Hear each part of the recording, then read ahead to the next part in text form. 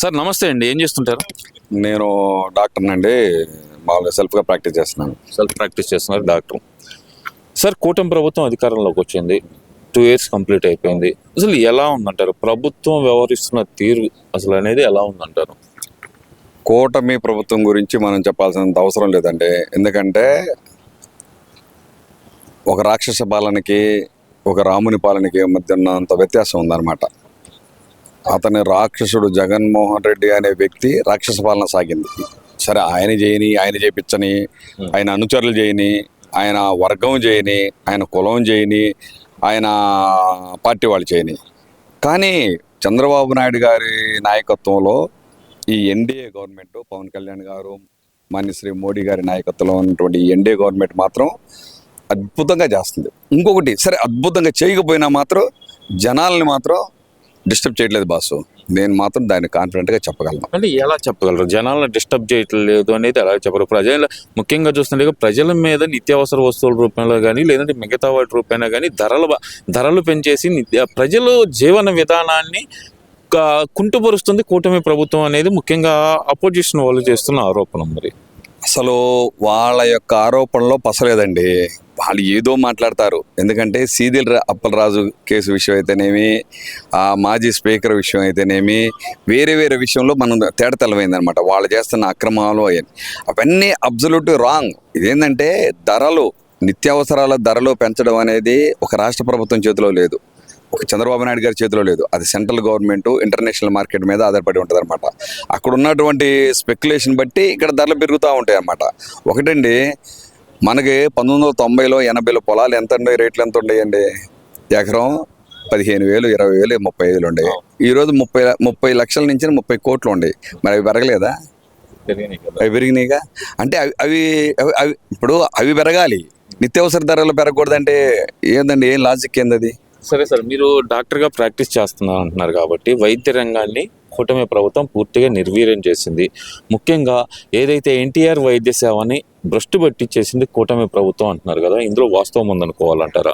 జగన్మోహన్ రెడ్డి గారి గవర్నమెంట్లో అనేక మార్లు ప్రైవేట్ ఆసుపత్రుల వాళ్ళు, ఆ ఫోరం వాళ్ళు ఆరోగ్యశ్రీ పథకాన్ని నిలిపివేసిన సంఘటనలు ఉన్నాయి. ఈ 2 సంవత్సరాల్లో ఏదన్నా ఒక ఇన్సిడెంట్ జరిగిందా చూడండి. ఏ ఒక్క వ్యక్తి అయినా కానీ మాకు ఆరోగ్యశ్రీ రాలేదని ఎవరైనా కంప్లైంట్ చేసినట్టుందేమో చెప్పమనండి. రీసెంట్గా మామూలు ప్రైవేట్ డాక్టర్స్ అసోసియేషన్ వాళ్ళు కానీ లేదంటే కనుక ప్రైవేట్ ప్రాక్టీషనర్స్ కానీ వీళ్ళు ఒక కంప్లైంట్ రేట్ చేశారు కదా, మాకు ఇవ్వాల్సిన బకాయిలు ఇవ్వకపోతే మేము కూడా మూసేస్తామన్నారు కదా. గత అంటే ఈ 2 సంవత్సరాలు పోయి అంతకుముందు గత 5 సంవత్సరాలు ఉండే పెండింగ్లో పోయేంత ఉండే అనమాట. అసలుకే మన గవర్నమెంట్ చాలా మైనస్లో ఉన్నటువంటి పొజిషన్ నుంచి వచ్చింది. దాన్ని అన్ని రెక్టిఫై చేసుకుంటున్నారు కదా. ఇప్పుడు పథకాలు ఇచ్చారు, ఫ్రీ బస్ ఇచ్చారు, పథకాలన్నీ ఇంప్లిమెంట్ చేస్తున్నారు. అమ్మఒడికి పథకం మొన్న వేశారన్నమాట. ఎంతమంది పిల్లలు ఉంటే అంతమందికి అన్నీ చేస్తున్నప్పుడు కొన్నిటికి కొన్ని డిలే అవుతాయి. అదేం పెద్ద అది చెప్పుకోనంత ఇదేమి కాదు. కానీ వాళ్ళేమి ప్రైవేట్ ఆసుపత్రులలో ఏమి ఆ చైన్ ఏమి బ్రేక్ కాలేదుగా. బ్రేక్ కాకుండా ఖచ్చితంగా వాళ్ళు మీకు ఇస్తున్నారు కదా. కాబట్టి ఏంటంటే అవన్నీ అబ్సల్యూట్ రాంగ్ అండి. ఇప్పుడు జగన్మోహన్ రెడ్డి గారు ఇప్పటికైనా తెలుసుకొని వాళ్ళు కానీ వారి నాయకులు కానీ వారి పార్టీ సభ్యులు కానీ తెలుసుకొని ఏం చేయాలంటే, మనం ఏం చేస్తున్నాం, ఈ సమాజంలో ఏం జరుగుతుంది దాన్ని. ఇప్పుడు వన్ థింగ్ చూడండి, రేపు ఆగస్టు 1వ తేదీన అత్యద్భుతంగా ఉత్తరాంధ్రకి మణిదీపమైనటువంటి ఎయిర్పోర్ట్ రాబోతుంది. శ్రీ అల్లూరి సీతారామరాజు ఎయిర్పోర్ట్ అనమాట. అలాంటి ఎవరు చేశారండి విత్ ఇన్ 2 yearsలో? మరి మన రామ్మోహన్ నాయుడు కంప్లీట్ చేశాడా లేదా? అమరావతి పరుగులెడుతుందా లేదా? ఇంకేం కావాలండి? ఇంకేం కావాలి అంటే ఇప్పుడు కాదండి. నాకు తెలిసి గవర్నమెంట్ మేము వస్తే రఫా అంటే మేము కొట్టుకోవడం, తిట్టుకోవడం, తన్నుకోవడం, చంపుకోవడమేనా రాష్ట్రంలో? ఇంకేం ఉండకూడదా? అది రాంగ్ అనమాట. వాళ్ళ అజంప్షన్ చాలా రాంగ్ అండి. ఇక్కడ ఒక విషయం సార్, 5 సంవత్సరాలు ముఖ్యమంత్రిగా చేశారు ఆయన, 20 సంవత్సరాల నుంచి రాజకీయాల్లో ఉన్నారు. అలాంటి వ్యక్తే ఈ రోజు వచ్చి మేము వస్తే కనుక 2.0 పరిపాలన చూపిస్తాం అనే మాట మాట్లాడుతున్నారంటే ఆయనకి రాజకీయ అవగాహన లేని లోపం అనుకోవచ్చు అంటారా, లేదంటే గనక తన కార్యకర్తల్ని ఉద్రేకపరచడానికి అనుకోవచ్చు అంటారా? బాసు, అసలు 2019లో జగన్మోహన్ రెడ్డి అనే వ్యక్తిని ఎన్నుకోవడమే దౌర్భాగ్యం. ఇక ఆ దౌర్భాగ్యం గురించి పద్దాకులు మనం ఎంత చెప్పుకున్నా కానీ దౌర్భాగ్యమే. ఎందుకంటే ఆయన చాలా కాన్ఫిడెంట్ గా చెబుతున్నాడు 2029 అధికారం నాదే, నేను వస్తే 2.0 ఉంటుంది, రప్ప అంటే తప్పేముంటుంది అంటున్నారు. మరి ఆయన జనాలు మేము మంచి చేస్తామంటేనే ఓట్లు వేయట్లేదండి, ఇక రఫ అంటే ఏం ఓట్లు వేస్తారు? Simple logic. అది ఎట్టి పరిస్థితుల్లో కూడా అది కాదు. ఆయన 2029 కాదు కదా, ఆయన ఏదన్నా మారితే 2039లో ఏమైనా పాసిబిలిటీ ఉందేమో. మారితే మారితే కానీ లేకపోతే ఛాన్సే లేదు బస్సు. ఎందుకంటే ప్రజలు ఇదివరకు ఇట్లా కాదండి, 1980 లాగా 90 లాగా కాదు, అంత జడ్డు యుగం నడుస్తుందన్నమాట. ప్రతి ఒక ఎవరు గ్రామీణ ప్రాంతంలో ఉన్న మహిళ చేతిలో కూడా ఆండ్రాయిడ్ ఫోన్ ఉంది. ఫ్రాక్షన్ ఆఫ్ సెకండ్లో ఏం జరుగుతుందనే తెలుస్తుంది. తెలిసినప్పుడు వాళ్ళకి what is good what is bad అనేది తెలియట్లేదండి. వాస్తవాలన్నీ నేను వక్రీకరిస్తే కుదరదు. కాబట్టి ఏంటంటే ప్రభుత్వం అంటే ఒకటి ఎన్డీఏకి నేను సపోర్ట్ చేయడం కాదు. Yes, I'm the part of NDA. నేను జనసేన నాయకుడిని, జనసేన అభిమానిని, పవన్ కళ్యాణ్ గారి అభిమానిని. మోడీజీ అంటే మాకు ప్రాణం. కానీ చంద్రబాబు నాయుడు దాసరి కదా అంటే మాకు ఇష్టం. కానీ అట్లని వీళ్ళు రాంగ్ చేస్తే ఎందుకు ఊరుకుంటాం? వీళ్ళు పక్కన పెట్టేస్తారు, అందులో there is no doubt at all. కాబట్టి ఏంటంటే వీళ్ళు బాగానే చేస్తున్నారు, మనం సపోర్ట్ చేద్దాం అందరం కూడా. ఇప్పుడు అంటున్నారు ఢిల్లీ జంతర్ మంతర్ ఏదైతే ఉద్యమం జరిగిందో అలాంటి ఉద్యమమే ఆంధ్రప్రదేశ్లో తీసుకొస్తాం.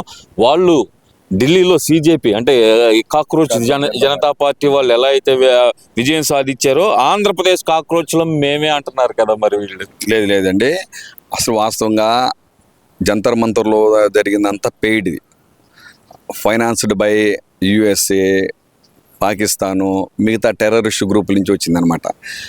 ఏం ప్రధానమంత్రి ఇప్పుడు 370 ఆర్టికల్ రద్దు చేసినటువంటి ప్రధాని బలహీన ప్రధానే? ట్రిపుల్ తలాక్ రద్దు చేసిన ప్రధాని బలహీన ప్రధానే? రామ మందిరం కట్టిన ప్రధాని బలహీన ప్రధానే? పిచ్చి మాట. ప్రధాని అనే వ్యక్తి చాలా స్ట్రాంగ్. ఎందుకంటేనండి, మీరు నమ్మండి మనం త్రిమూర్తులు ఎవరన్నా ఉండారంటే యోగీజీ, మోడీజీ, అమిత్ షాజీ. నిజంగా నేను అలా ఫీల్ అవుతున్నాను బాసు. ఈ భారతదేశానికి, ఈ యొక్క భారతదేశానికి, ఈ హిందూ దేశానికి. కాబట్టి ఏంటంటే అదే పెయిడ్ కార్యక్రమం అయినప్పుడు అసలు ఆంధ్రప్రదేశ్లో ఏం జరిగిందని మీరు కార్యక్రమం నిర్వహిస్తారు? ఇప్పుడు అంటే ఇక్కడ ఉద్యమం చేయడానికి మేము కాక్రోచ్ లాగా మేము సిద్ధంగా ఉన్నాం, మిమ్మల్ని ఏ విధంగా అయినా సరే గద్దె దింపుతామని సవాల్ చేస్తున్నారు కదా. కాక్రోచ్లు ఎక్కడ ఉంటాయో తెలుసుగా బాసు. మామూలు కుళ్ళిపోయినటువంటి మలినమైనటువంటి పరిసరాల్లో ఉండి కుళ్ళిన పదార్థాలు తిని పెరిగినవి అవి. వాడిని ఏం చేస్తాం మనం? బెడ్ మీదకి రాణిస్తామా? పూజా గదిలోకి రాణిస్తామా? లేదా మన మీద పాముకున్నట్టు వేస్తామా? హిట్ కొట్టి చంపేస్తారు అంతే. అక్కడ జరిగింది అంతే. ఏరతారు. మీరు ఏదో అనుకుంటున్నారు కానీ ఎవరైతే కాక్రోచ్ అని ఉద్యమంలో పాల్గొన్నారో ఏరే కార్యక్రమం స్టార్ట్ అయిందనమాట. అదే విధంగా జరిగింది.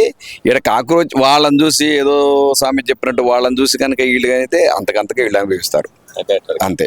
మరి 2029 నాదే అంటూ ఆవేశంగా స్పీచ్లు ఇస్తున్న జగన్మోహన్ రెడ్డి గారి పరిస్థితి ఎలా ఉండబోతుందంటారా? ఆయన ప్రజలు ఆశీర్వదించే అవకాశం ఏమన్నా ఉందంటారా? నేను ఇందాకే మీకు చెప్పాను అనమాట, 2019లోనే దౌర్భాగ్యం చేసుకున్నాం మన ప్రజలందరూ.